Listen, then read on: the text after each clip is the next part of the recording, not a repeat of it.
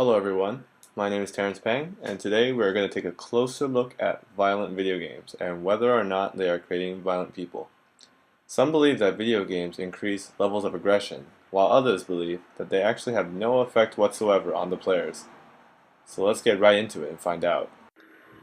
Oh, and here's a cute picture for your enjoyment. Let's start with a brief history of video games to give us some background information. Pong, released in 1972 by video game company Atari, is widely considered to be the very first video game. It was about as simple as a game can get, a table tennis simulator represented by two lines and a ball. The first controversial video game was Death Race, released in 1976 by Exidy. As you can imagine from the title, the game involved having players run cars over creatures, resulting in screams and a tombstone. After drawing much criticism from newspapers and the National Safety Council, Exidy removed the game from arcades. The fighting game Mortal Kombat was next to come under fire from critics. This game featured some of the over-the-top fighting moves, including the brutal fatalities that involved things such as pulling out spines, arm ripping, and soul sucking. There were two versions of the game released, one for the Sega Genesis and one for the Nintendo.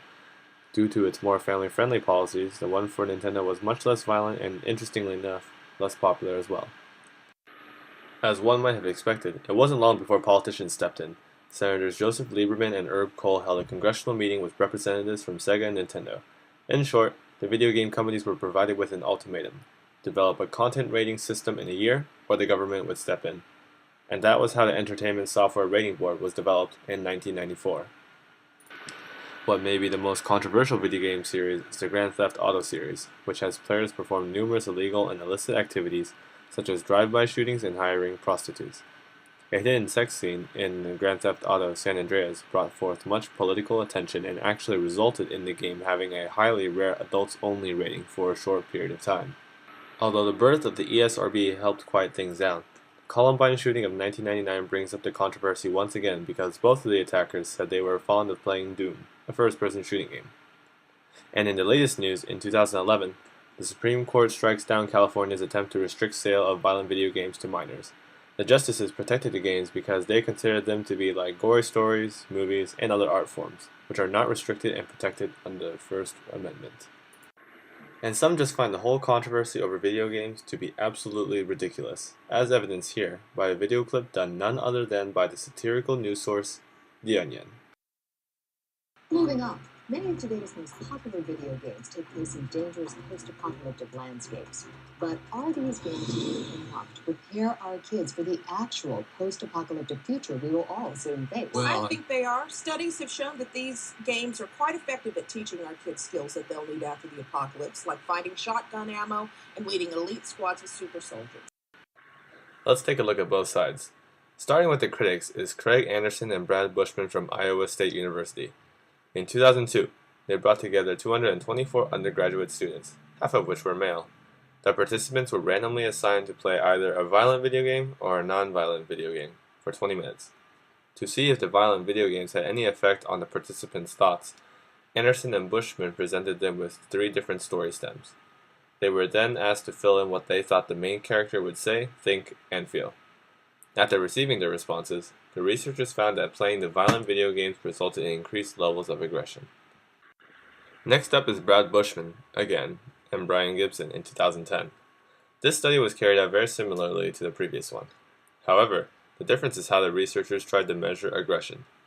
Bushman and Gibson asked half of the people who played the violent video games to think about the game after playing, and ruminate about ways they could have improved their gameplay. The next day, those same people took part in a competitive game with one other partner that involved a punishment for the loser. The loser would be blasted with a loud, painful noise, which the winner could control. From this, the researchers believe that the violent video gamers who thought about the game after playing were more aggressive than those who did not.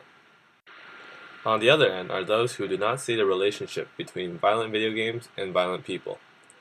Dimitri Williams and Marco Skoric at the University of Illinois at Urbana-Champaign devised their own study using a massively multiplayer role-playing game named Asheron's Call 2.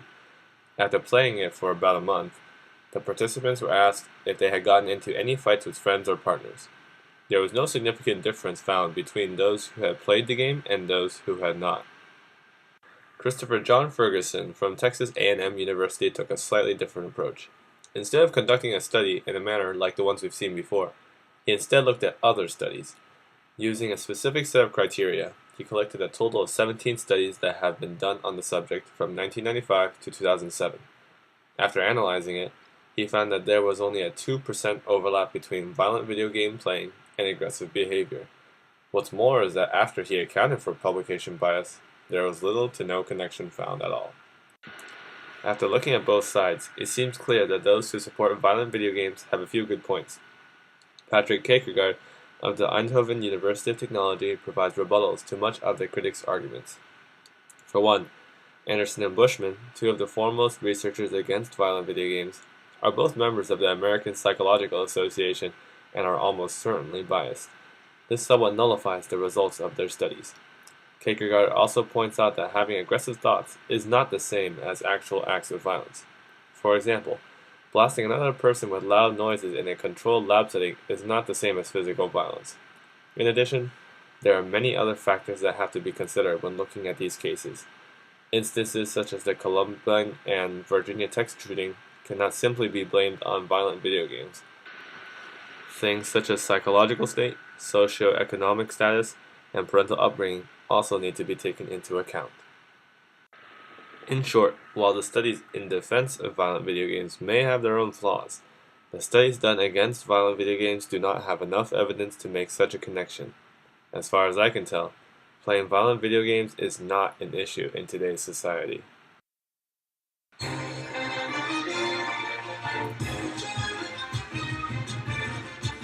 Video game fans are lining up today to be the first to purchase Close Range, the hotly anticipated video game in which players repeatedly shoot people point blank in the face. Onion News Network Tech Trends reporter Jeff Tate has more. Thanks, Bobby. Close Range is already being hailed by critics as the most important game of the year. The first-person shooter creates an immersive, richly detailed world where players shoot people in the face with guns. Reviewers say it brings a new level of depth to gaming. Just like great literature or film transports you to different worlds, Close Range transports you to a world where you fire bullets into an endless stream of faces. Fans say it's the game's well-developed characters and storyline that make Close Range so compelling. You just feel like you're